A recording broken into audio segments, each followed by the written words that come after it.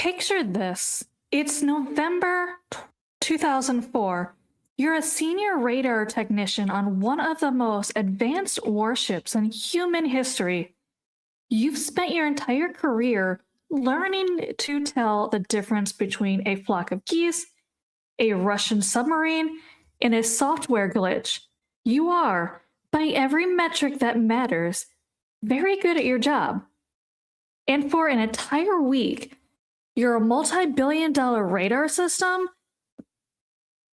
the most sensitive air defense detection array on planet Earth, keeps showing you something that cannot exist. Not probably doesn't exist, not statistically unlikely, and not. As in, the laws of physics you were taught in flight school, the ones that keep airplanes from turning into modern art, those laws are being violated in real time on your screen by something the size of a school bus that just dropped 15 miles straight down in under a second without so much as clearing its throat. You'd call it a glitch? You'd call it weather? You'd call it anything other than what it actually was. Except then they sent fighter jets to go look at it. And the fighter jets came back changed. Welcome back to the Phantom Navigator. I'm your host, and tonight we are doing the big one. The one true believers call the Roswell of the 21st century, and skeptics call, fine, one good story, I'll give you that.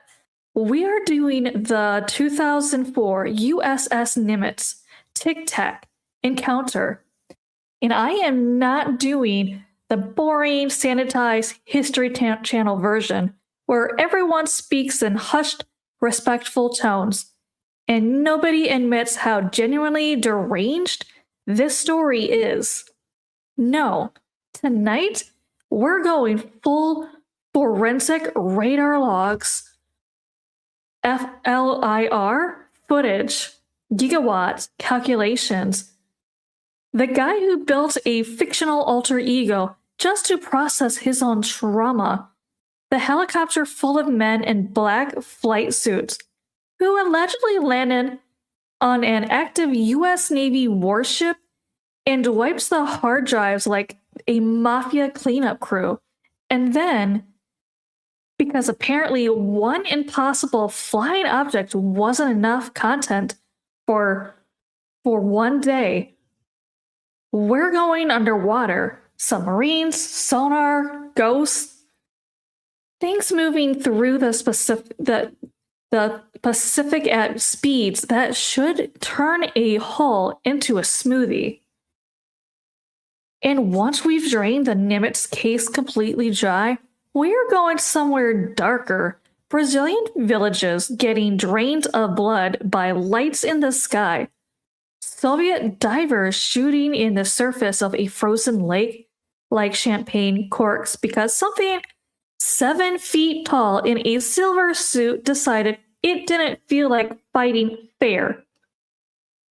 A man who broke his government silence and was found life ended within 12 weeks, hanging from his own bathroom belt. No note, no warning, nothing. This is going to be long, it's going to be unhinged, and by the end of it, you're going to look at the ocean completely differently, because I promise you, the ocean is not just water, the ocean has a basement, and something down there pays rent.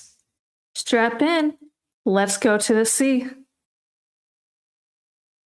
Every good horror story needs a setting. And ours is generally beautiful in a way that makes what's coming so much worse. November 2004, the Pacific, About 100 miles off the coast of San Diego, the USS Nimitz carrier strike group is out doing pre-deployment training. The unglamorous homework you do before you get sent somewhere that actually matters. Multiple ships, including the Ticonderoga class guided missile cruiser USS Princeton, all moving together like a small, heavily armed city. Here's the detail that makes this story different from every grainy 1950s photo of a flying saucer. That's actually a hubcap thrown in the air. The Princeton has just been outed with the brand new Spy 1B radar system. At that time, this was the most advanced passive electronically scanned array radar in the entire planet. State of the art, cutting edge, the kind of system the Navy spends billions of dollars on, specifically so it never, ever gets surprised. It got surprised immediately. The system was so sensitive that when it started returning data nobody could explain, the first assumption wasn't aliens. It was, we broke it. Which, honestly, respect. Thank you, Adam. Appreciate it. Welcome in. That is the correct human response. Something paranormal happens, and the first instinct of every trained professional involved is to assume they messed up. Not that reality did. We're going to see that instinct fall spectacularly, repeatedly, for the rest of this episode. For almost a full week leading up to November 14th, a man named Senior Chief Fire Controlman Kevin Day sat at the Combat Information Center of the USS Princeton and watched something that, by his own 20-year career standards, should not have been possible. Here's what he saw, and I need you to actually sit with these numbers, because they're kind of thing that sounds like a typo until you realize nobody fixed it. Groups of 5 to 10 targets moving south at a speed of about 100 knots, which for an aircraft is slow, suspiciously, almost insultingly slow. A commercial jet would lap these things. But here's the part that breaks your brain. They were doing this at 80,000 feet. That is the edge of space. That is well above where commercial aircraft fly, almost where most military aircraft fly, in air so thin that conventional wings basically stop being wings, and that at that altitude, you don't loiter at 100 knots. You fall out of the sky like a dropped phone. Hey Thomas, how you doing? Welcome in. And this is the detail that turns this is probably a glitch into everybody stop talking and get the captain. These targets would drop, not descend, drop from 80,000 feet to sea level for sometimes 20,000 feet in under a second. Let's just sit there for a second, because I want you to feel how wrong that is to go from the edge of space to the surface of the ocean in less time than it takes you to say the word impossible. Requires either being a meteor, which leaves a crater and very bad day for everyone nearby, or completely bypassing inertia, drag, heat, and basically Newtonian physics. There was no sonic boom. There was no fireball. There was no debris. They just arrived, like the universe cut and pasted them somewhere new. Then, after hanging out at low altitude for a few hours, doing God knows what, they'd shoot right back up into the stratosphere and disappear. Rinse, repeat for a week. One-liner for you, free of charge. Somewhere out there, something was doing wind sprints between space and the ocean floor, and the United States Navy was the one gym membership it had. On November 14th, that nightly horror movie finally wandered close enough to active training airspace that the Princeton made a decision that would define the rest of this man's career, and frankly, the rest of UFO's history. They decided to intercept. Enter Commander David Fravor, Top Gun trained, commanding officer of the Black Aces Squadron, a man whose entire professional identity is built on identifying things in the sky correctly and quickly, because failing to do that gets people unalived. Flying with him, Lieutenant Commander Alex Dietrich in 2nd FA-18F Super Hornet. They get redirected mid-training flight and investigate what's politely called a real-world vector, which is military for something we cannot explain is happening, and we'd like armed professionals to go look at it. Please? They arrived at the coordinates and look down. The ocean is glassy, completely flat.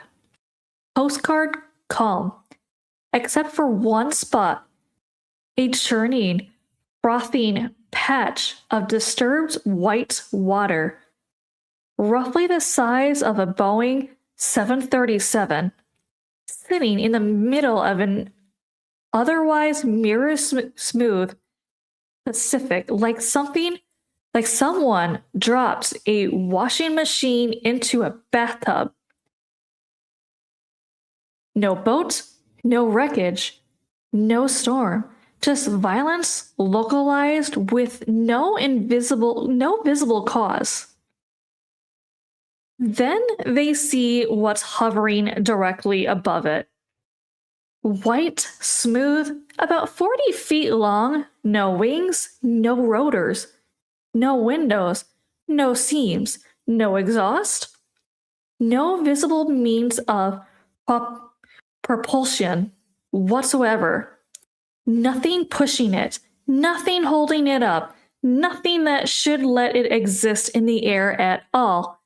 It looks, and I cannot stress this enough, how committed every single witness in this story is to this exact comparison, like a giant Tic Tac. And it's not just hovering peacefully, it's darting left, right, forward, backward in rapid, jerky little movements, like a ping pong ball bouncing off invisible walls. No banking, no tilting.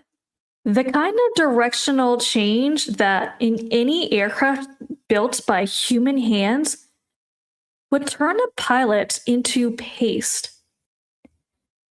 Fravor decides to do the single most "we are absolutely doing this episode about you" thing a person can do.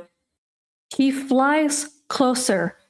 He spirals down to get a better look while Dietrich holds the altitude to observe, and the Tic Tac notices him. It stops its erratic little dance It turns deliberately, like it's making eye contact, and starts mirroring Fravor's flight path.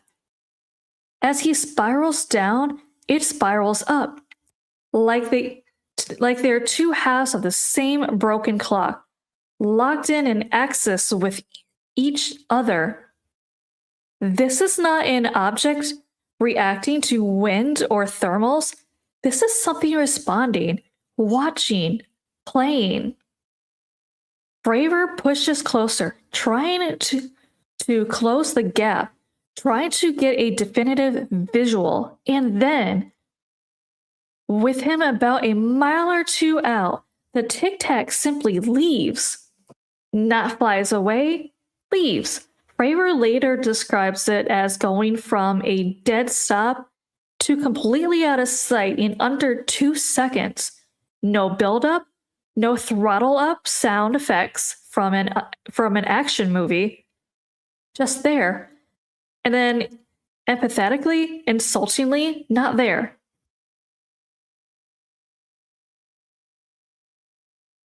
Somewhere in that ocean, something looked a United States Navy fighter pilot dead in the eyes, decided he was boring, and left him standing there like a kid who got stood up at prom by a UFO. That is not a sentence I ever expected to write, but here I am. And here we are. Defeated, humiliated, and almost certainly questioning the several life choices, Fravor and Dietrich turned back towards their combat air patrol point, a specific classified rendezvous coordinate. Not a public location, not something broadcast, a point known only to them in their command structure. And then the radio crackles. The Princeton again. Sir, you won't believe this, but that thing is at your cap point right now. Sit with that. The object had traveled roughly 60 miles in under a minute. Faster again than physics had any patience for, and arrived unprompted, uninvited, at a classified coordinate that the pilots themselves had only just decided to fly toward. It didn't just outrun them, it knew where they were going before they even got there. I don't know about you, but that's the moment in this story where I personally would have requested a career change to landscaping. After Fravor and Dietrich's land, rattled, professionally embarrassed, and almost certainly bracing for ridicule, a third pilot, Lieutenant Chad Underwood, takes off equipped with an advanced targeting pod called the ASQ-228 ATFLIR. His job? Go hunt the thing and actually get on its camera. And actually get it on camera. He does. This becomes the now famous FLIR-1 footage, the Nimitz video, the one that eventually ends up on the front page of New York Times 13 years later. But we'll get to that particular act of bureaucratic jujitsu in a bit. What the footage shows, a capsule-shaped object hovering rock steady against brutal headwinds that should be shoving it around like a balloon in a hurricane. Underwood tries to lock onto it using both infrared and television modes.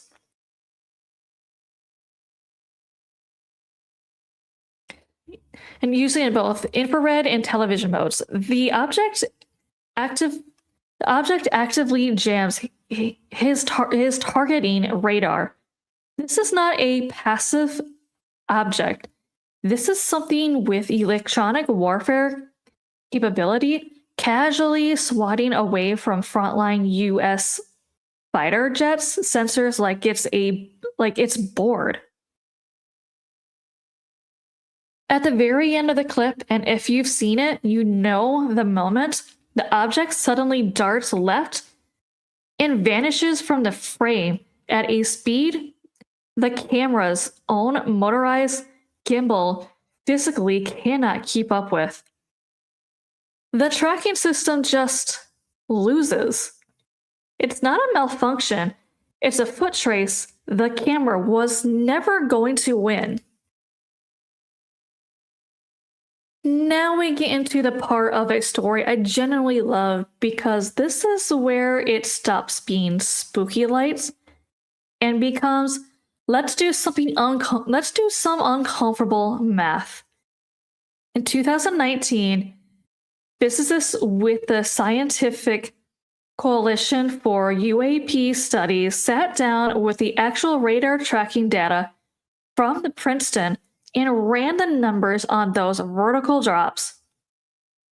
80,000 feet down and 28,000 feet in roughly 78 hundredths of a second. That works out to over 45,000 miles per hour, roughly Mach 60. Physicist Kevin Knuth calculated the kinetic energy required to move an object that size at that speed and landed somewhere between 1,300 and 13,000 gigawatts. Let me translate that into something your nervous system can actually process. That is more concurrent electrical output than the entire United States generates at any given moment. A kinetic release on that scale inside our atmosphere should produce an explosion equivalent to multiple Tomahawk cruise missiles detonating simultaneously, a blinding fireball, a shockwave, debris, casualties. Instead, nothing. No fireball, no shockwave, no heat bloom on the infrared. In fact, the FLIR footage shows the object radiating colder than the surrounding air, less heat than the empty sky around it. Whatever was powering this thing wasn't combustion. It wasn't anything we have a category for. One more uncomfortable number for the road. Analysts calculated the objects pulled over 5,000 Gs during these maneuvers. For context, a human body crushes to its end at around 9 Gs. The airframe of an FA-18, one of the toughest aircrafts in human build, physically disintegrates at around 18 Gs. Whatever was inside that thing, if anything, was experiencing forces that would turn a Navy fighter jet into confetti. And it didn't even bother to slow down for it. And here's a detail that almost nobody talks about because it's the kind of thing that should be a much bigger deal. There's a theory, popular among radar techs who've worked with the Princeton system, that the Tic Tacs were waiting for the crew to get their equipment right. The Spy 1B had just undergone a major calibration overhaul. When Kevin Day first noticed the ghost tracks, the assumption was a software glitch. So technicians took the entire multi-billion-dollar system down, recalibrated it, cleared the caches, brought it back online. The targets didn't go away. They got sharper. It was only after the Navy optimized its own sensors to peak precision that the objects started doing their full 80,000-foot freefall routine, almost as if they wanted to be seen clearly, and were simply waiting for humanity's equipment to catch up enough to appreciate the show. That's either an incredible coincidence or it's the single most unsettling form of customer feedback in military history. And speaking of electronic shenanigans, when the Underwood's jet tried to get a hard radar lock, the Tic Tac didn't just sit there ignoring him. It actively jammed his radar pulses. But here's the chess move the Navy made in response. Even while the object was jamming the active signals from the jets, the Princeton was still able to passively track it by listening to the very radio frequency energy the object emitted while jamming. Its own electronic camouflage gave away its position. It's the UFO equivalent of trying to hide by yelling, "I am hiding," really loudly.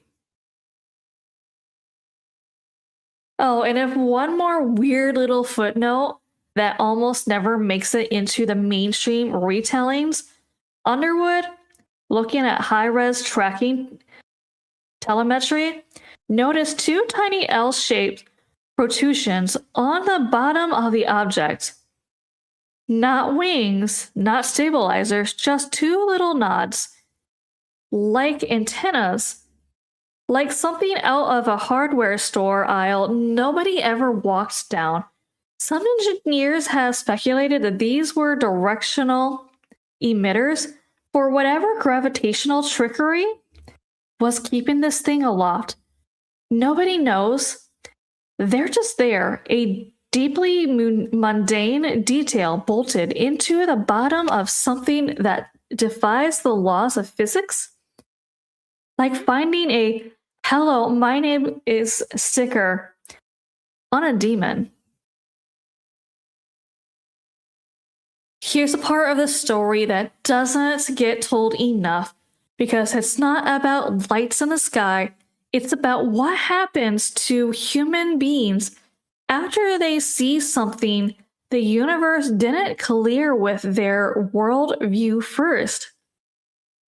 Fravor and Dietrichs land back on the Nimitz, and the crew already knows word travels fast on a boat with nowhere to go, and the response isn't awe, it's mockery.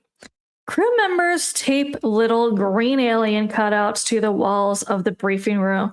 Jokes about spacemen follow them around for the rest of their deployment.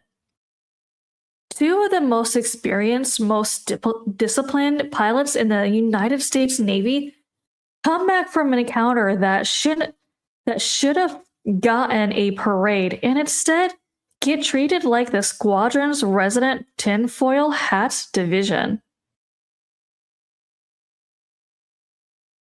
The fallout from this ridicule was so severe that Lieutenant Commander Alex Dietrich stayed almost entirely out of the public eye for nearly 17 years. 17 years of carrying a story she knew was true and watching the world decide it was a punchline. Senior Chief Kevin Day, the radar operator who spent an entire week watching the impossible happen on his scope before anyone else even believed him, suffered serious post-traumatic stress, not from danger, from isolation, from a chain of command that essentially told him to forget the single most significant event of his 20-year career ever happened. Crew members say they were told to edit or rewrite portions of the deck logs to scrub out anomalous system behaviors, which is military for make this sound boring before someone with stars on their shoulders sees it. In 2009, still unable to talk about it openly, Day wrote a thinly veiled fictional short story called The Seer, about a radar operator who, after tracking something impossible, starts experiencing strange bursts of intuition and a kind of cognitive expansion he can't explain. He literally had to invent a fictional character just to process what happened to the real one. If that doesn't tell you something about the psychological weights of this case, nothing will. And then there's a detail that, depending on who you ask, ranges from spooky establishment to documented Men in Black cosplay performed by actual government employees. Multiple veterans from the Princeton, Petty Officer Gary Voorhees, and technician Patrick Hughes, among them, claim that within hours of the encounter, an unmarked black helicopter landed on the ship. Two men in plain flight suits walked off, removed every data tape from the secure recording drives, wiped the hard drives clean, and left without a word. Fravor himself has downplayed this part of the story over the years. The radar technicians insist it happened exactly as described. So somewhere out there, there's a hard drive that used to have the most important radar data in the history of UFO disclosure, and the people who erased it didn't even leave a note. That's not just a cover-up, that's a cover-up with zero customer service. And here's the cherry on top, the kind of detail that proves bureaucracy is the real horror genre. When the entire multi-day radar event and Fravor's visual confirmation finally reached the senior captain in charge, his official response was to dismiss it.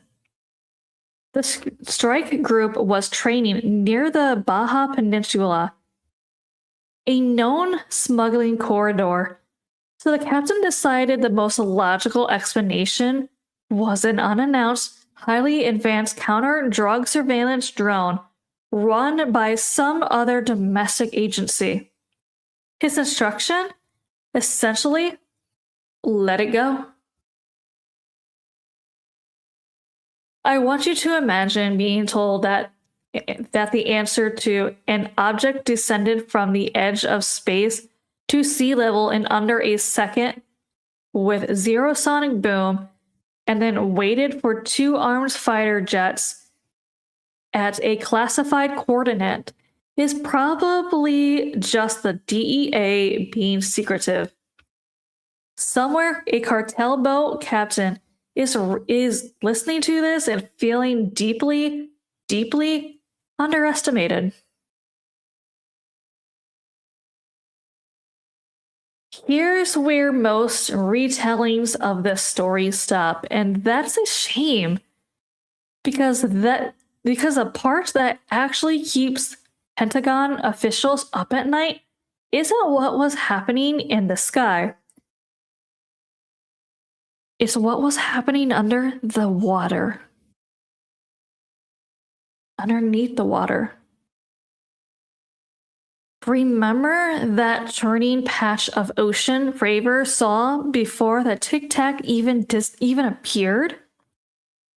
He didn't just see turbulence. He described a dark, distinct shape just beneath the surface. Something large, something there, moving in a way that suggests it was interacting with whatever was hovering above it. As soon as the Tic Tac broke off to engage Fravor's jet, the white water calmed and the shape vanished into the deep. A carrier strike group doesn't just patrol the sky, it secures the water column underneath it.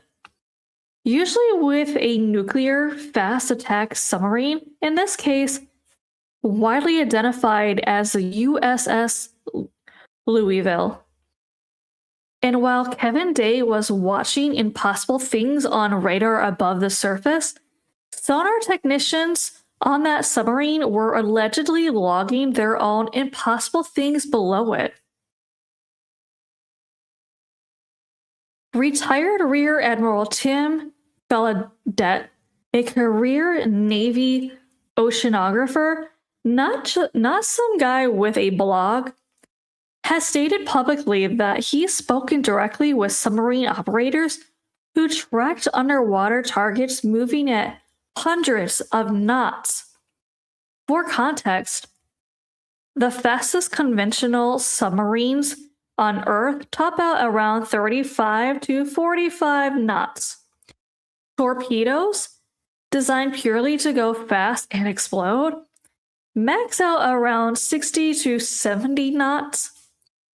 Something moving at 100 knots underwater should trigger catastrophic cavitation, vapor bubbles forming and collapsing violently around the hull, creating a deafening noise signature and physically tearing the surface apart.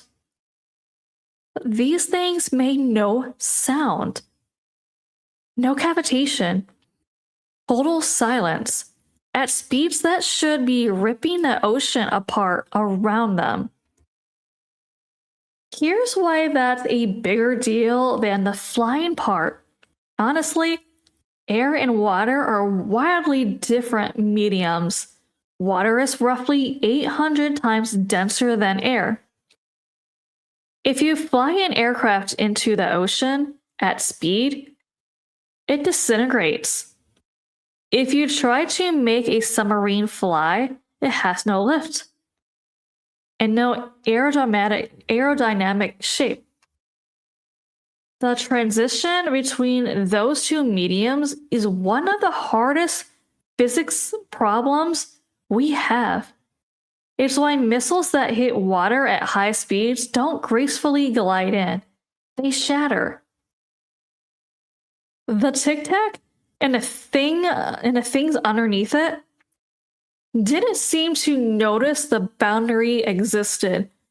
Radar showed objects dropping from 80,000 feet straight down to sea level, then punching directly into the ocean, or simply continuing on as if water and air were this exact same substance, with no splash, no plumb, no displacement wave. Entering the Pacific Ocean at those speeds should produce a geyser several stories tall. Witnesses reported nothing. Total fluid entry, like dropping a hot knife into still air. The leading theory among physicists who've consulted on this, people like Dr. Puthoff, is that these objects aren't pushing through air or water at all. Instead, they're generating a localized gravitational field around themselves, essentially bending the space immediately surrounding the craft. If you create a kind of gravitational bubble, the surrounding molecules don't collide with your hull. They simply float around the warped space. You're not moving through the medium is sliding around a dent you've made in reality. The one elegant trick solves both the aerodynamic drag problem and the underwater cavitation problem simultaneously, which is either brilliant physics or just a very polite way of saying, we have no idea, but it sounds smart. Humanity spent decades building submarines that have to slow down to avoid making bubbles. And something out there solved the problem by just declining to interact with the ocean at all. We invented stealth. It invented not participating. Because of all this, the transmedium capability of these objects fundamentally rewire how the Navy thinks about ocean security. The entire premise of America's coastal defense for the last century has rested on the idea that the ocean is a moat, a buffer that buys time, that slows down threats that you can hear coming. If something can dive into it from space, undetected, and move underwater faster than our own submarines without leaving a trace, the moat doesn't exist anymore. Following this disclosure, Congress actually modified the Pentagon's UAP tracking mandate to explicitly include transmedium and undersea threats, meaning the deep ocean is now officially treated with the same urgency as the open sky. The ocean used to be the one place we felt safe from things we couldn't explain. That illusion is over. The basement door was unlocked the entire time. Let's talk about how any of this ever became public, because the story of the leak is almost as wild as the encounter itself. In 2007, under the sponsorship of then Senate Majority Leader Harry Reid, the Department of Defense quietly created a program called the Advanced Aerospace Threat Identification Program, AATIP, funded with $20 million in black budget money. This wasn't a UFO fan club. It was framed strictly as a national security and flight safety investigation run loosely through the Defense Intelligence Agency and later the Office of the Under Secretary of Defense for Intelligence. In 2010, a career military intelligence officer named Luis Lou Alonso, counter-espionage background, the kind of resume that does not suggest gullible, took charge. By 2017, Elizondo had enough. He'd assemble compelling sensor data, radar tracks, and direct pilot testimony showing these objects were active flight safety hazard near U.S. carriers, and senior Pentagon officials kept stonewalling him, refusing to brief the Secretary of Defense. So Elizondo did something almost beautifully petty in its precision. Instead of leaking classified files like some basement conspiracy guy, which would have landed him in federal prison, he filed an official, completely legal paperwork request right before re-signing, asking that the Navy videos be cleared for unclassified official use only, so they could be added to pilot training and aviation safety databases. The Pentagon, apparently not reading closely enough to understand what they were actually approving, cleared the videos. Elizondo re-signed, partnered with former Deputy Assistant Secretary of Defense Christopher Mellon, and handed the now legally unclassified footage, including the Nimitz FLIR-1 video, and later the gimbal and go fast clips, to investigative journalists Leslie Kean and Ralph Blumenthal.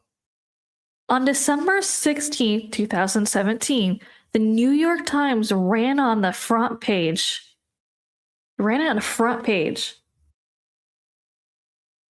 The Pentagon, by most accounts, was completely blindsided by its own paperwork.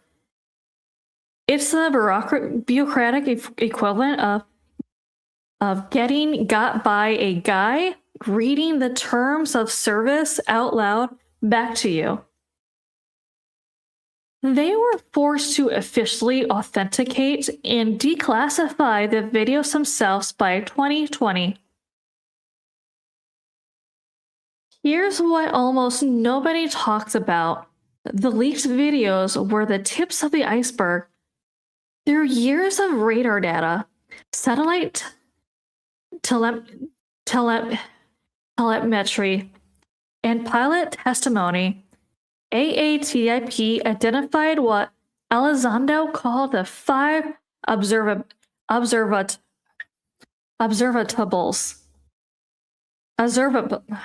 Sorry, I cannot speak tonight. Observables, there we go. Reoccurring physics-breaking traits across multiple separate encounters, instantaneous acceleration with no sonic boom, hypersonic velocities up to 13,000 miles per hour with no visible heat signature, active radar jamming and cloaking, transmedium travel across space, air, and water with zero performance loss, and flight with no visible lift, no wings, no rotors, no exhaust, nothing. AATIP also commissioned 38 separate theoretical physics papers exploring exactly what kind of technology could produce these traits: warp drive metrics, space-time manipulation, invisibility cloaking through metamaterials, dark energy propulsion. This wasn't a UFO club passing around grainy photos. This was the US government quietly funding actual theoretical physicists to reverse engineer what gravity would have to do to make a Tic Tac possible. And the rabbit hole keeps going. Elizondo and others have since alleged the existence of a much deeper multi-decade legacy program buried inside private aerospace contractors dedicated to analyzing retrieved anomalous materials. This eventually led Elizondo to testify under oath before Congress in late 2024 and to publish a 2024 memoir literally called Imminent, which, if nothing else, is a fantastic title for a book about things showing up uninvited.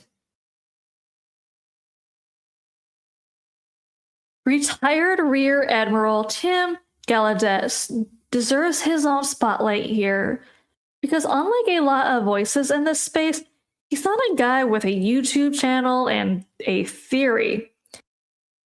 He commanded the Navy's Meteorology and Oceanography Command. This is a professional oceanographer with actual stars on his shoulders telling Congress on the record that the Navy's underwater UAP problem is bigger than the public has been told. Gallaudet has stated he's spoken directly with submarine crews who've tracked objects moving seamlessly across the air-sea boundary with zero disturbance to the surface. and at speeds of outer space, our own submarines. He pushed publicity for the Navy to declassify what he describes as a massive, unreleased trove of a UAP video and sensor data, arguing our current physics simply cannot explain what's in it. And then there is the story that should generally unsettle you. During a 2015 exercise with the USS Theodore Roosevelt carrier strike group, Gallaudet received an email on the Navy's secure network marked urgent safety of flight issue regarding multiple near mid-air collisions with UAPs. The email included what would later become the declassified Go Fast video. The very next day, the email vanished, not just from his inbox, from the accounts of everyone else who received it. Gone, like it had never existed. The subject was never discussed openly again. Gallaudet's own conclusion? The information had been pulled into a tightly sequestered special access program managed by intelligence agency, completely bypassing the normal chain of command. Let that sink in for a moment. A retired admiral is telling you that an email sent on a secure military network about a documented near collision simply ceased to exist overnight for everyone who had it. That's not redaction. That's a kind of institutional sleight of hand that should make every single person listening to this slightly more paranoid about every official record they've ever been told is complete. In November 2024, testifying before the House Committee on Oversight and Accountability, Gallaudet went further, directly accusing agencies like the All-Domain Anomaly Resolution Office of disclosing only a fraction of recorded incidents and putting out information that is, in his words, patently untrue. A deliberate disinformation campaign. When a retired admiral with an oceanography command under his belt uses the phrase deliberate disinformation campaign about his own government's UFO office, that's not a conspiracy theory anymore. That's testimony. Here's the part that should really bother you. The Nimitz case is famous because of its well-documented, not because it's rare. The USS Omaha, July 2019, off the coast of San Diego, same general neighborhood as Nimitz. 15 years later, a swarm of up to 14 unidentified objects surrounded the littoral combat ships, Omaha, and several other Navy vessels over multiple days, with intelligence briefs eventually estimating over 100 anomalous units operating in the area across the full event. The leaked radar room audio is generally chilling in its mundanity. Sailors just doing their jobs, watching a target accelerate from a dead stop to over 138 knots, and just saying out loud on the record, they're going fast. There's something about hearing trained professionals understate the apocalypse in real time that hits differently than any dramatic reenactments ever could. The FLIR footage from that encounter caught a spherical object, roughly 6 feet across, registering as a solid black, meaning colder than both the ocean and the surrounding air. No combustion engine, no exhaust, no friction heat.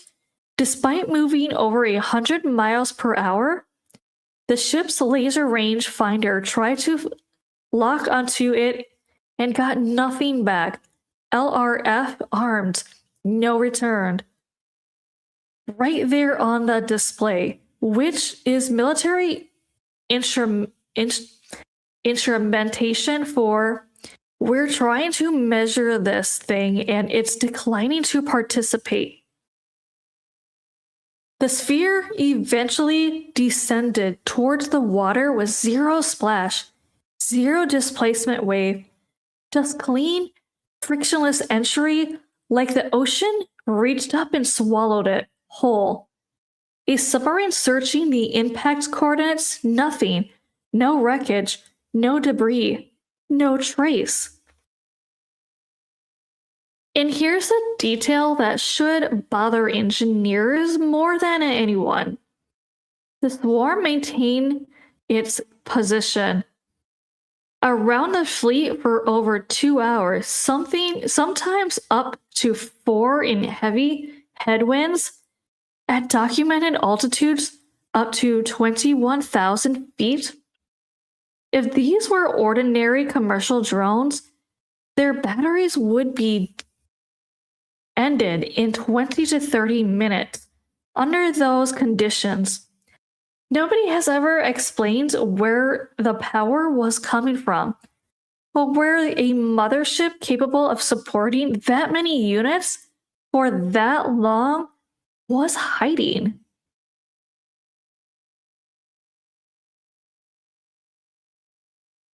Aguadilla, Puerto Rico, April 2013.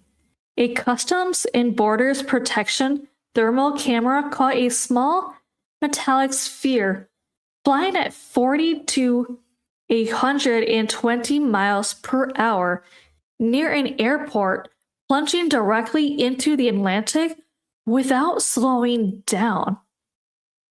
And the thermal camera kept tracking its heat signatures moving through the water before the object split into 2 identical copies of itself and flew back out. I don't have a joke for that one. I generally don't. It just split itself in half underwater like it was downloading a torrent and decided to seed from 2 locations. The USS Wasp, 1963. During a Cold War anti-submarine exercise in the Atlantic, sonar operators tracked an object moving at a sustained 150 knots at depth.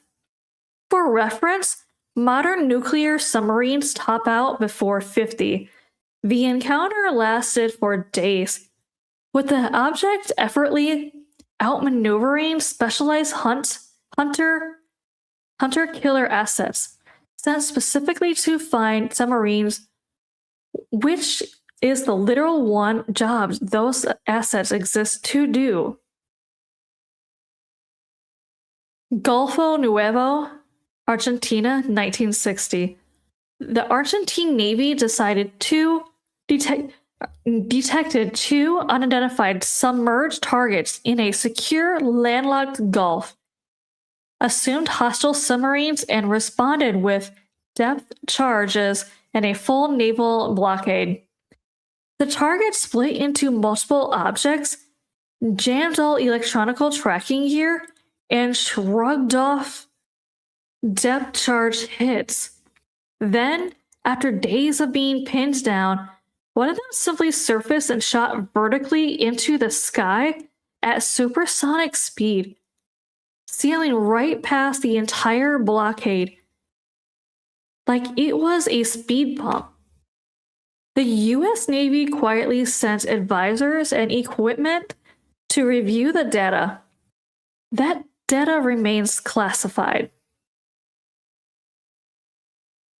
A pattern starts to emerge here. It's not subtle. Every single time a modern military with state-of-the-art sensors gets a good, clean, multi-platform look at one of these things, the result is the same: total performance superiority, total disregard for the medium it's operating in, and total disappearance the moment we try to actually catch it.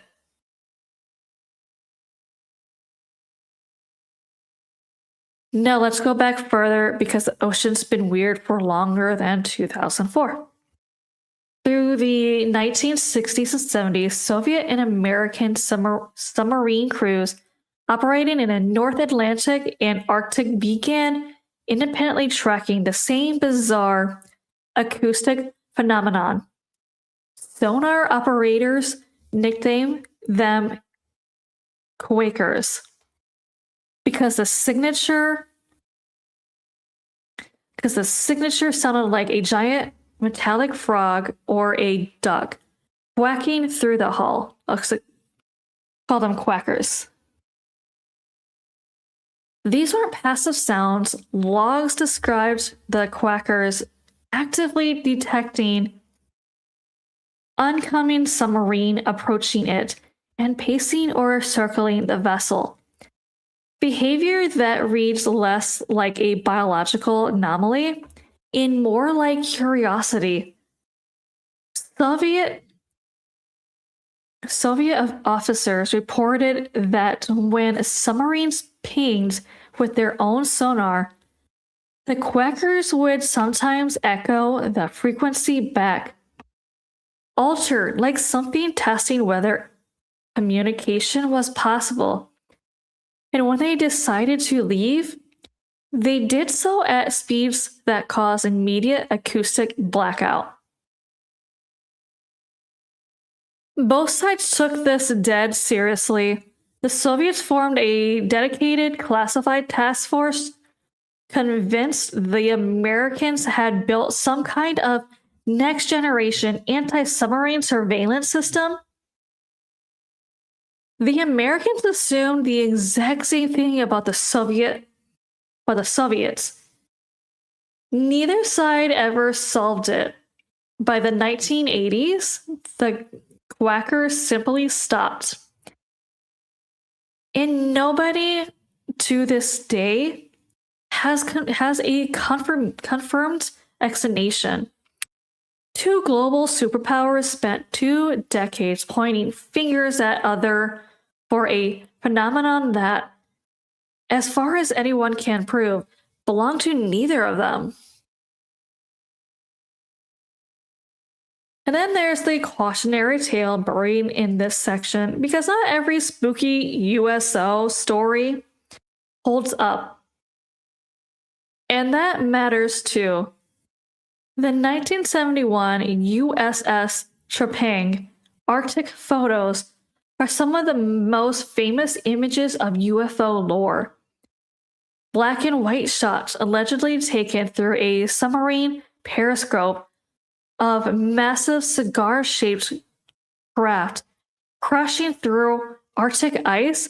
When researchers actually tracked down the Trepang's commanding officer and asked him directly, he stated plainly on the record, there was no sightings. The story isn't accurate.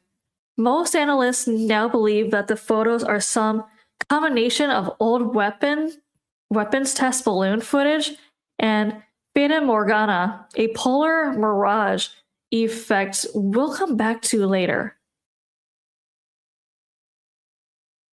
I include that not to deflate the episode, but because it's important, some of this stuff is real enough to terrify retired admirals into testifying before Congress.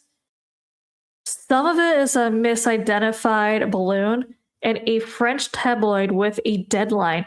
Knowing the difference is what separates an actual investigation from a ghost story, and frankly, the real cases are unsettling enough without needing to borrow credibility from the fake ones.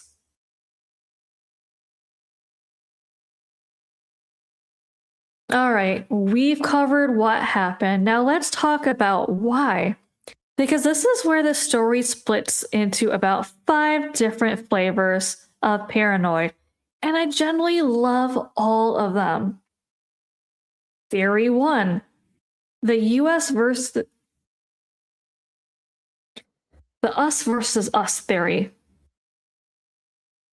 The simplest, most boring, and therefore weirdly most plausible explanation, the Navy was an unwitting test subject for a classified US program, possibly Air Force, possibly DARPA, testing an experimental propulsion breakthrough against the Navy's brand new Spy 1B radar, just to see if our own best detection tech could track it. Under this theory, the entire Nimitz encounter is a black budget pop quiz, and the Navy failed it spectacularly in front of everyone. Theory 2, quantum laser holograms. A more exotic version suggests that the Tic Tac wasn't physical at all, that it was an advanced electronic warfare projection. Using airborne lasers to ionize the air and create a solid-looking radar-reflective, heat-emitting illusion. This elegantly explains the impossible speed if you're just moving light, not mass. It completely fails to explain what Fravor watched churning under the actual ocean water. Which is the problem with most, it was just a hologram theory. Holograms don't typically agitate the Pacific. Theory 3, non-human intelligence. The classic no flight surface, no heat signatures, full transmedium capability. Proponents argue this points to an intelligence simply operating several tiers above our own, treating air, space, and ocean as a single seamless environment because to them, maybe it is. Theory 4, and this one's a personal favorite, the corporate keepers theory. Whistleblowers like David Grush have suggested that whenever the military captures data this definitive, the actual physical evidence and investigation get routed immediately into private aerospace contractors. Lockheed Martin, Northrop Grumman, names you've definitely seen on a defense budget chart, operating under special access programs so restrictive they're legally shielded from Congress oversight for FOIA requests and even presidential review. Under this theory, the government can deny having alien technology with a completely straight face, because technically on paper, it doesn't. A private company does. It's the same loophole that lets your favorite app technically not sell your data, while definitely selling your data. Theory 5, Immaculate Constellation. Rumored to be a parent-level, unacknowledged special access program specifically designed to intercept and quarantine high-quality multi-sensor UAP data before it ever reaches the standard military archive. Under this theory, those men in black flight suits who's allegedly landed on the Princeton and wiped the hard drives were genetic spoofs.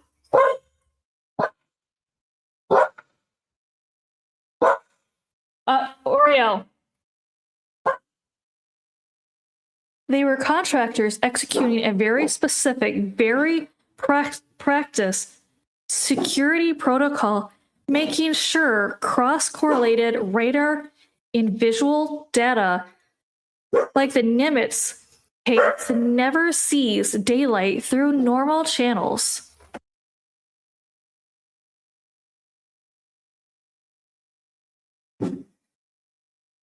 Theory 6, and this is the one that ruins my sleep, the Sentinel AI theory. This one proposes the Tic Tacs aren't piloted crafts at all, but ancient, self-replicating, autonomous probes, a von Neumann network left behind by a non-human intelligence millennia ago, quietly monitoring Earth's oceans and atmosphere. Under this theory, when the Navy powered up the Spy 1B radar, it acted like a beacon, alerting a dormant network that human technology had crossed some new threshold. The Tic Tac mirroring Fravor's flight path wasn't an act of aggression or curiosity. It was diagnostic. It was a diagnostic.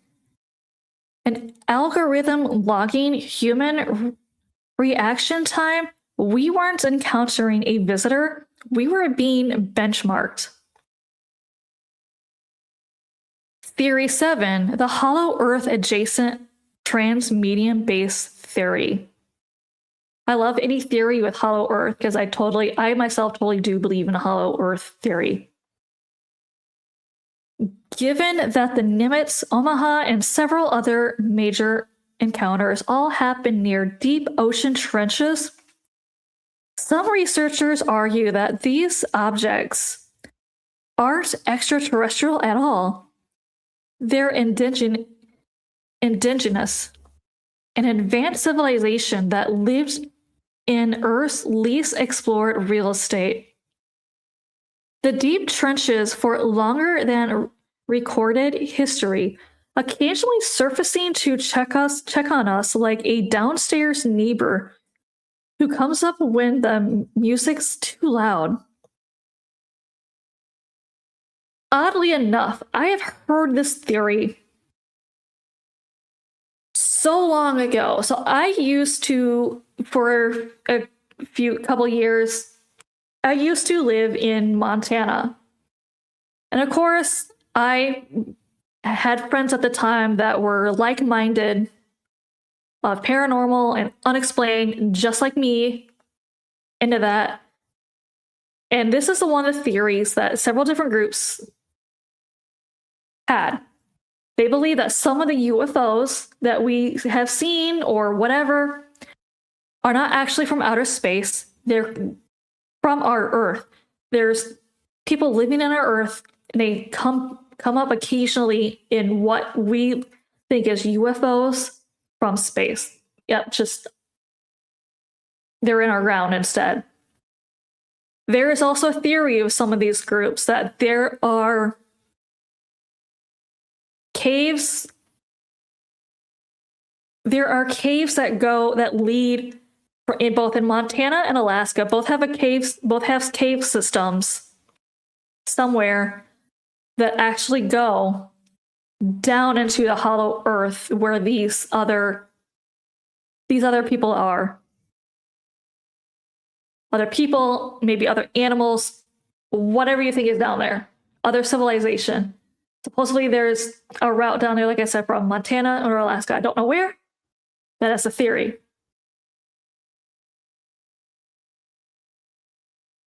Theory 8, the psychological warfare honeypot. The most cynical and possibly the most dangerous theory that the entire event was deliberately staged domestic psyop designed to leak falsified radar data to adversaries like China and Russia, convincing them that the US possesses physics-breaking technology, forcing them to waste billions chasing a fiction or panic into thinking America has already won a technological war nobody announced. 8 theories, 0 consensus.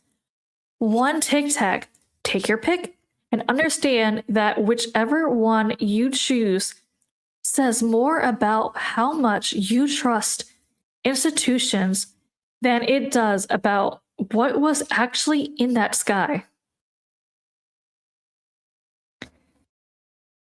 Before we go fully into the dark stuff, I want to give you the 5 bigger picture angles people use to make sense of all this, because each one changes the entire emotional temperature of the story. The scientific skeptic's best argument isn't hoax, it's Fata Morgana, a superior mirage caused by thermal inversion layers bending light over the horizon, stretching distant mundane objects into impossible shapes. It's a real, well-documented phenomenon. Its one fatal flaw in this case: it explains visual sightings, not radar. Radar doesn't care about light bending. Radar saw the same objects doing the same 80,000-foot freefall the human eyes did. A mirage cannot do that. The geopolitical angle treats this less as a ghost story and more as a national security nightmare. If a rival power develops gravitational or transmedium technology that could bypass our entire defense network undetected, the entire US military becomes functional obsolete overnight. Some analysts argue the slow drip of disclosure isn't really about aliens at all. It's a signal to adversaries: we know what you're doing, and we know you have something we don't. The linguistic angle is sneaky and underrated. The shifts from UFO to UAP, unidentified anomalous phenomena, wasn't an accident. UFO is culturally radioactive. Reporting 1 in 2004 was professional unaliving. By rebranding, the Pentagon effectively sanitized the topic enough for serious scientists and engineers to study it without career risks, while quietly keeping ownership of the conversation inside classified aerospace circles, instead of letting it become a populist or quasi-religious movement. The anthropological angle zooms out across all of human history, from the celestial chariots in the book of Ezekiel to the fiery shields reported in ancient Rome to the ghost rockets that swarmed Scandinavian skies in 1946. This lens argues we're not looking at something new. We're looking at the most recent, best documented snapshot of something that's apparently always been here, and we've simply finally gotten good enough at recording it.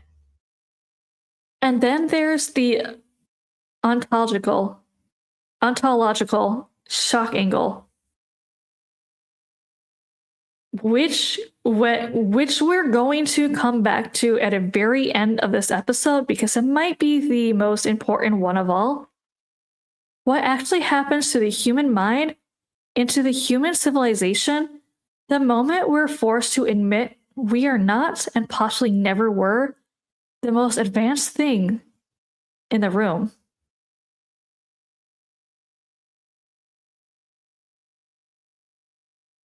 Okay, we've done the careful source congressional testimony version of this story. You came here for the unhinged dark history, and I have been holding back? Not anymore. Guadalcanal, 1944. In a brutal jungle fighting of the Solomon Islands campaign, a Marine platoon reported being actively hunted for 3 consecutive nights by a self-illuminated sphere about the size of a basketball. It didn't drift, it hunted, gliding inches above the jungle floor, weaving perfectly between dense trees, stopping directly outside individual foxholes, emitted a low, rhythmic, almost biological, pulsing sound like breathing. One maritime, presumably at the absolute end of his psychological rope after God knows how many days of actual combat, plus a glowing thing that breathes outside his foxholes, jumped up and unloaded his rifle onto it at point-blank range. The bullets didn't ricochet, they didn't pierce it.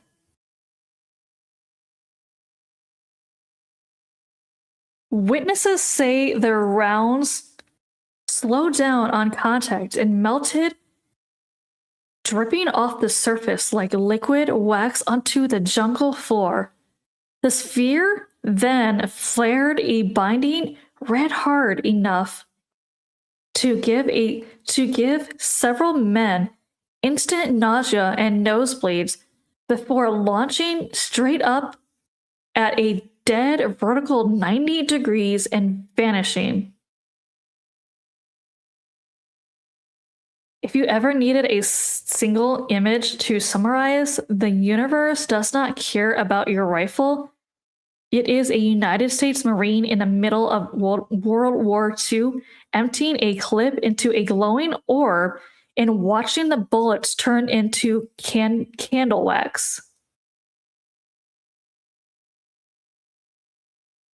Operation Prado, Calares Islands, Brazil, 1977. This is, without exaggeration, the darkest documented chapter of this entire genre, because it is the one time a national military formally deployed armed personnel specifically because a civilian population was being actively physically attacked. The locals called them chupa chupa, the sucker sucker. Small probes and larger cylindrical craft that would hover over the thatched roofs of mud huts and fire concentrated beams of light directly at people inside. The medical record here is generally horrifying. Dr. Waleed Sassim Carvalho, the local clinic's director, initially a skeptic who assumed mass hysteria, treated over 35 victims and documented a disturbingly consistent pattern.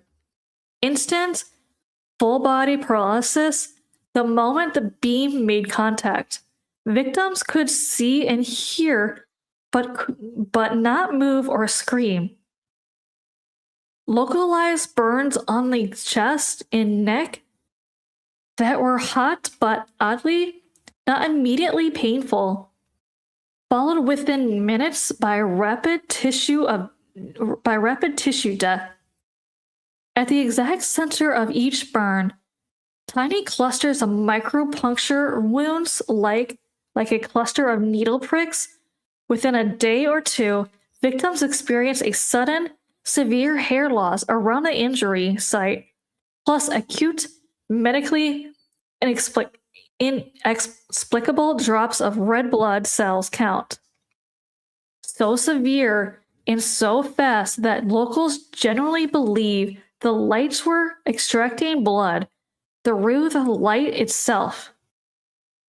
At least two life endings were directly linked to the attacks.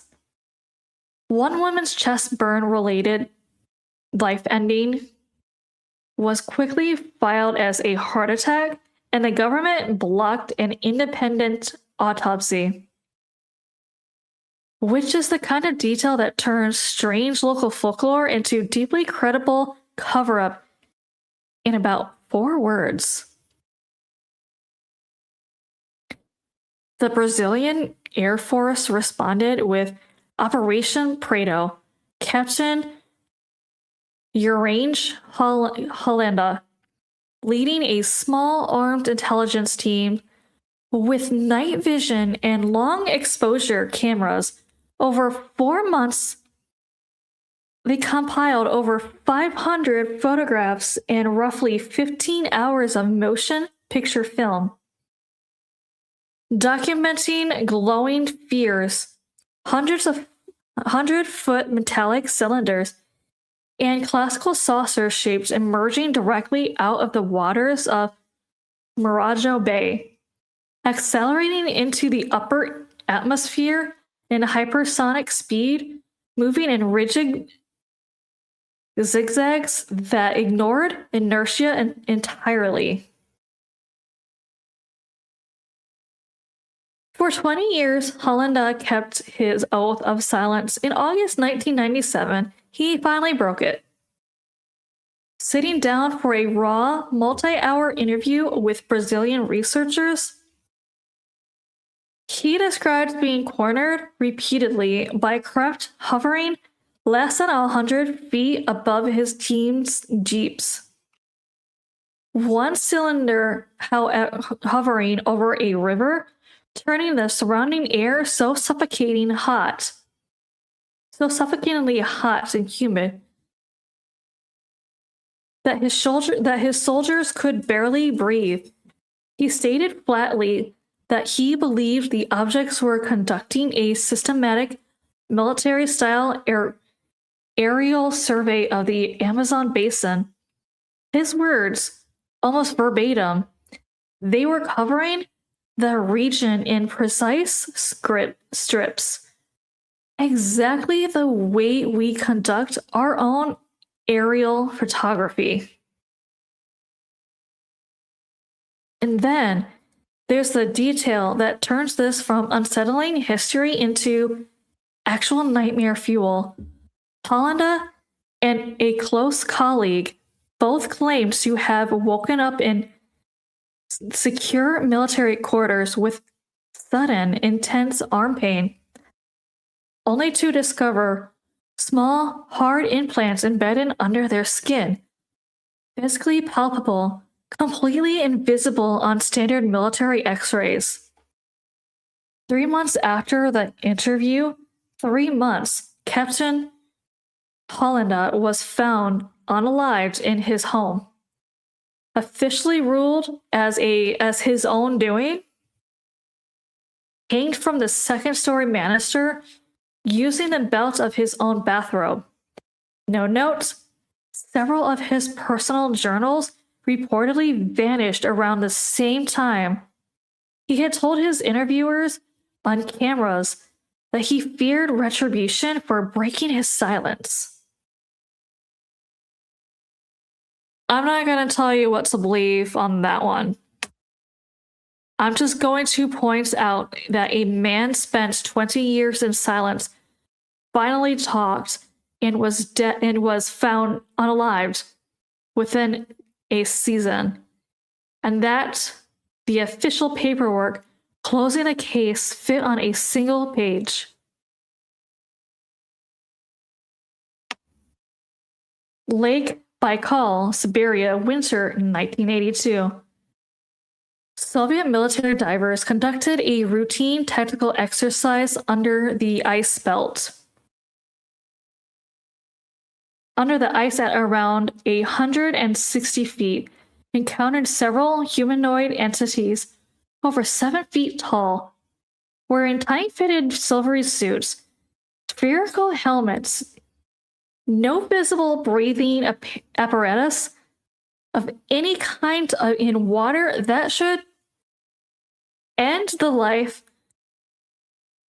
an unprotected human in minutes. Assuming foreign saboteurs, the Soviets' commander ordered his team to net one. As the divers closed in, the entities didn't fight back physically. They emitted some kind of acoustic telekinetic pulse that instantly propelled all 7 divers from the depths straight into the surface. A rise that fast triggers catastrophic decompression sickness, nitrogen expanding violently in the bloodstream, tearing muscle from bone, rupturing blood vessels. The team had access to a small 2-man decompression chamber. 3 of the 7 divers' lives ended in agony, packed into each chamber, built for less than half their number. The remaining 4 suffered permanent neurological damage and were discharged.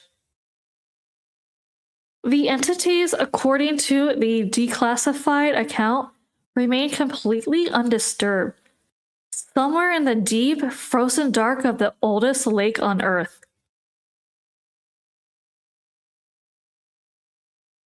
Because it matters, notice that almost none of the darkest, most violent encounters happen in deep space. They happen in jungles, in lakes, in trenches, in the water just off a coastline. The terrifying stuff isn't arriving from somewhere else. It's already embedded in the places we were told were just empty. The ocean has a basement. The jungle has a landlord, and we've been paying rent without ever signing a lease.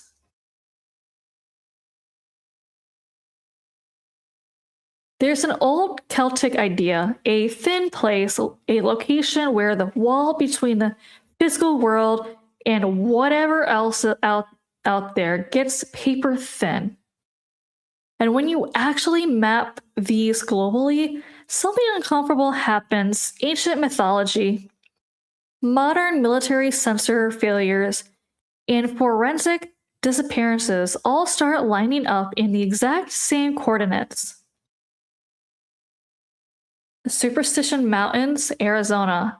The Apache called it the home of the thunder god, a literal portal to the underworld, and forbade their people from climbing it.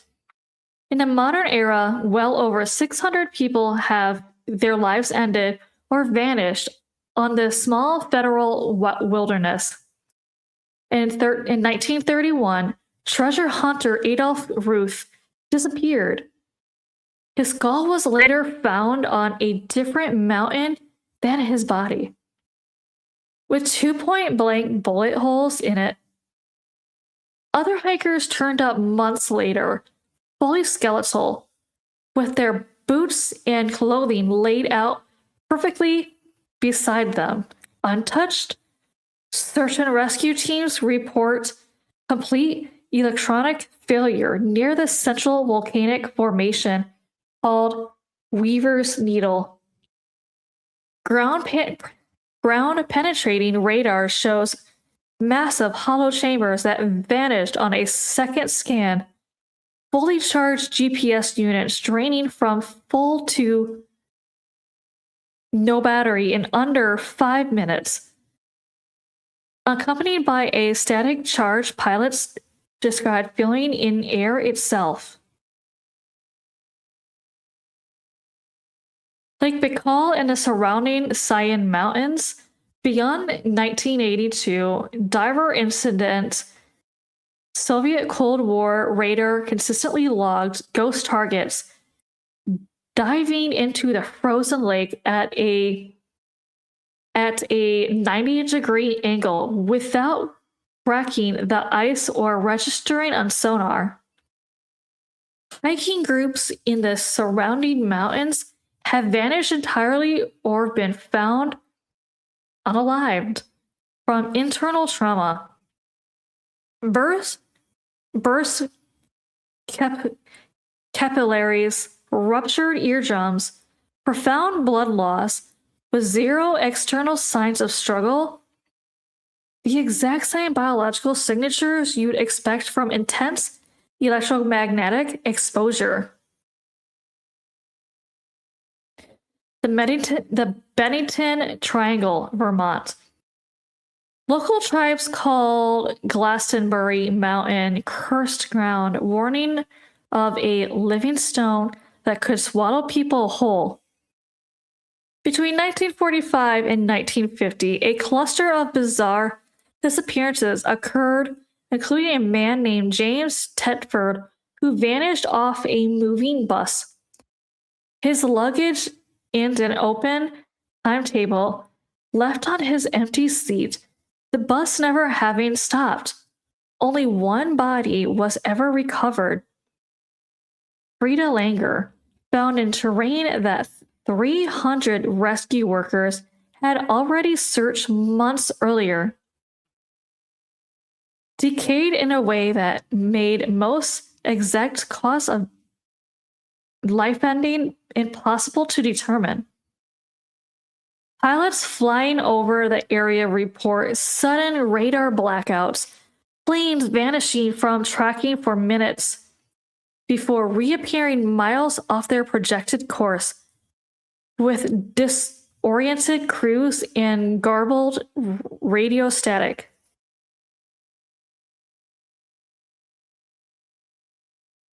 Skinwalker's Ranch in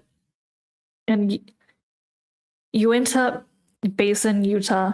The Navajo named this region the Path of the Skinwalker, a shape-shifting malevolence roaming the ridges. In 2007, the Defense Intelligence Agency funneled $22 million black budget dollars into the basin under a program called AAWSAP, deploying not ufologists but combat veterans, intelligence officers, and PhD physicians. What they documented wasn't just lights, it was bodies. Researchers suffered acute radiation burns, sudden aggressive cancers, and permanent neurological damage, eerily similar to what's now called Havana syndrome. After contact with invisible localized magnetic fields, and then there's the hitchhiker effect, soldiers who've returned home thousands of miles away, only for poltergeist-like phenomena, shadow figures, and floating orbs to start manifesting inside their own houses, terrorizing their families. The anomaly, by the DIA's own internal conclusion, appeared to be contagious. The Devil Sea of Miyake Island, Japan. Ancient maritime lore speaks of a sleeping dragon in the trench. Blamed for boiling water, rogue waves, and ghost ships that mimic friendly silhouettes to lure sailors into rocks. Between 1952 and 1954, hundreds of personnel vanished in this stretch of ocean in clear weather with zero distress signals. In 1952, Japan sent a state-of-the-art research vessel, the Kaio Maru No.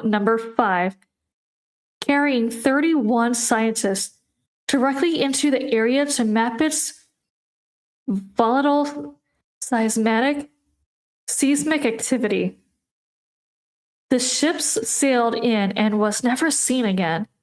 No oil slick, no debris, no bodies, nothing.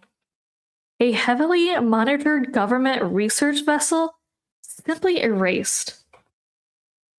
The pattern across all 5 locations is the same: a real documented geological catalyst, volcanic basalt, a continental rift, hyperconductive mineral deposits sitting directly underneath centuries of indigenous warning and decades of modern technological failure, which raises the deeply uncomfortable possibility that reality doesn't have uniform thickness everywhere.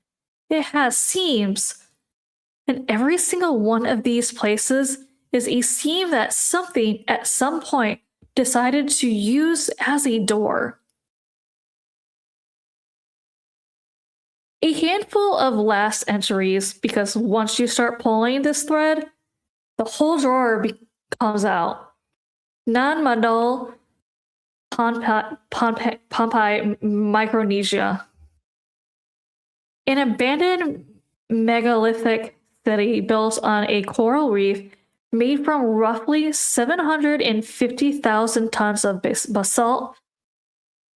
Some single stones weighing 50 tons moved across a mountainous island by a small population with no wheels, no draft animals, and no metal tools on record.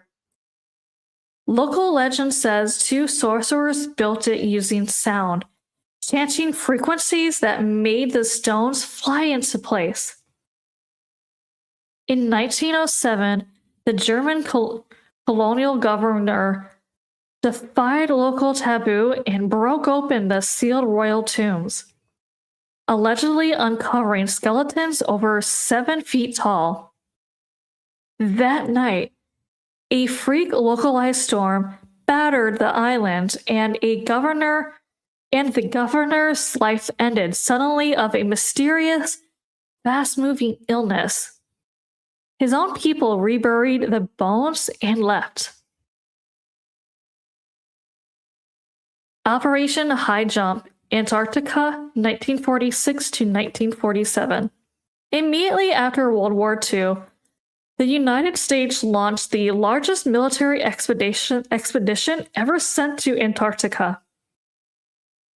Not a science team, an armed task force, nearly 5,000 troops, an aircraft carrier, submarines, destroyers, dozens of aircraft, officially framed as cold weather equipment testing.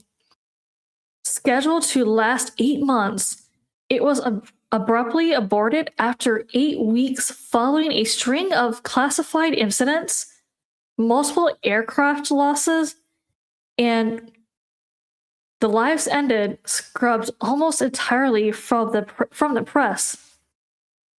Returning home, the expedition's leader, the legendary Admiral Richard Byrd, gave an interview to Chilean newspaper, warning that the United States needed to prepare for a new kind of war against an enemy capable of flying from pole to pole at incredible speeds. Make of that what you will. I have made several things of it, none of them comforting. The Chronicle of Acacor, Brazilian Amazon, 1970s. A man calling himself Tantunka Nara, claiming to be the prince of an ancient tribe, described a 3,000-year-old underground city called Acacor, hidden beneath the rainforest, built by God from the sky. Connected by tunnels stretching across multiple countries. Most academics dismiss the whole thing as an elaborate fiction spun by a German conman. But then the body count started. In 1980, American explorer John Reed went looking for Acacor with Tantunka Nara as his guide and was never seen again. In 1983, a Swiss explorer named Herbert Wehner did the same. Years later, searchers found only his jawbone. In 1984, Carl Brugger, the journalist who'd written the original book, was shot unalived on a beach in Rio by an assassin who simply stepped out of the shadow and was never identified.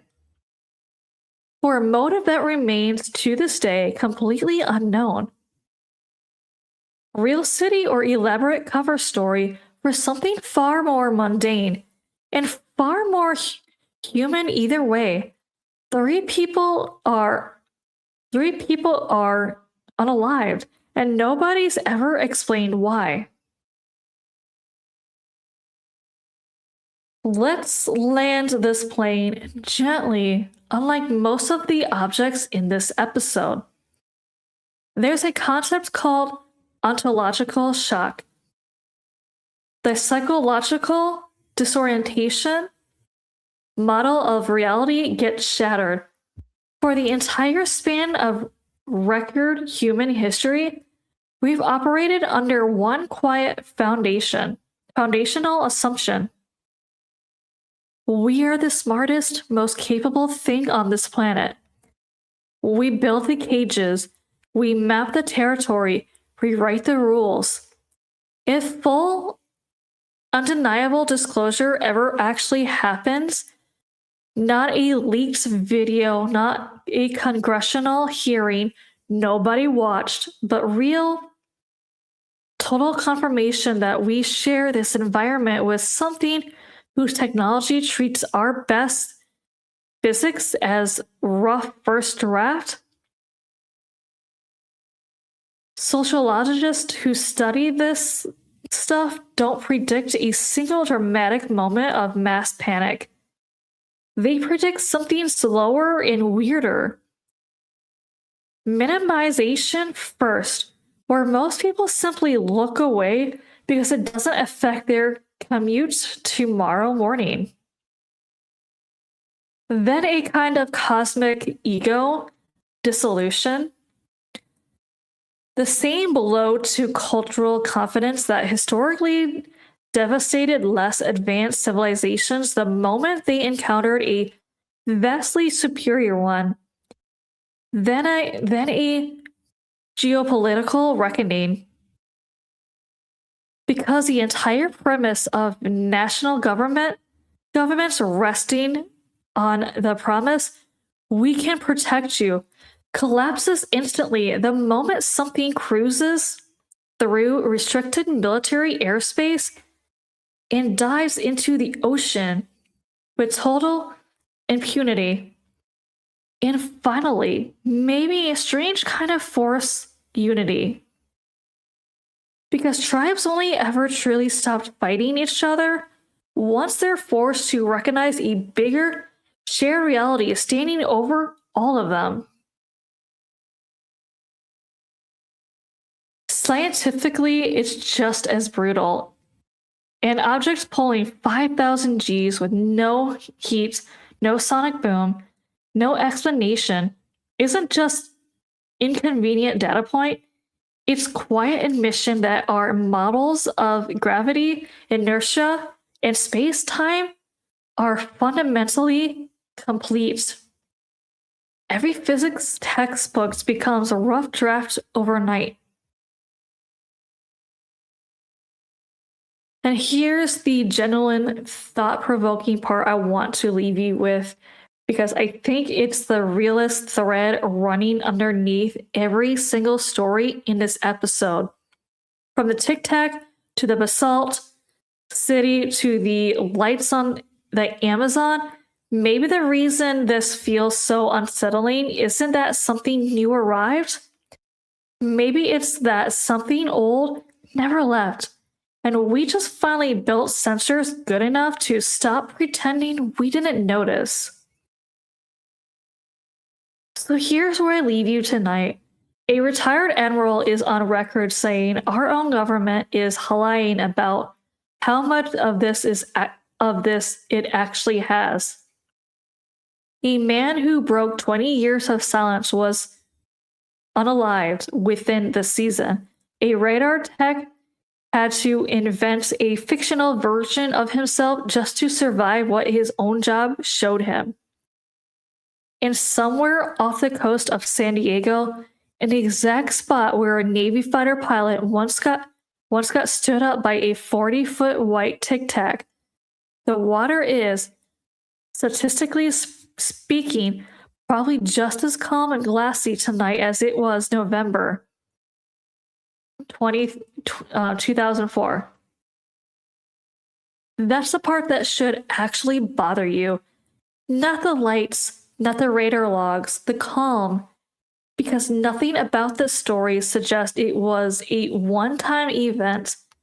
It suggests a pattern, a presence, a tenant that's been quietly renting space in our own oceans, our jungles, our deepest lakes, for longer than any of our institutions have existed to deny it. So next time you're standing at the edge of any large body of water, a lake, a coastline, doesn't matter. And it's that particular kind of still, glassy postcard calm that Fravor described right before his entire understanding of reality got mirrored back at him by something with no visible means of propulsion.